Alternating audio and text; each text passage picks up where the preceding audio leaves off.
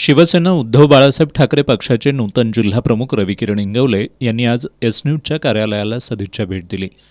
यावेळी GTPL ESPN digital नेटवर्कचे संचालक विनय नलावडे यांनी त्यांचं पुष्पगुच्छ देऊन स्वागत केलं।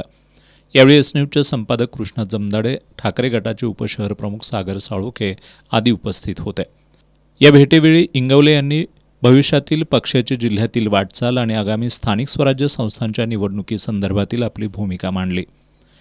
एस-न्यूजशी बोलताना त्यांनी सर्वांना सोबत घेऊन जिल्ह्यात पक्ष बळकट करणार असल्याचं सांगितलं।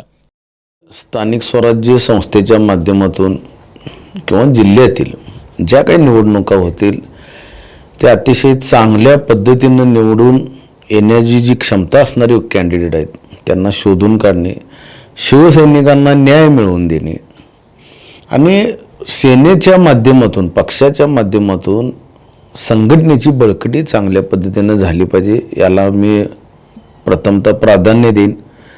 येणाऱ्या निवडणुकीमध्ये महाविकास आघाडीच्या माध्यमातून असो किंवा अन्य कशाही पक्षाचा जो आदेश येईल त्या आदेशाचं पालन करून आणि माझ्यावर जी पक्षश्रेष्ठींनी विश्वास ठेवला तर सगळा सन्मान राखून कोल्हापूर जिल्ह्यामध्ये पुन्हा शिवसेनेचं नाव लौकिक करण्यात येईल।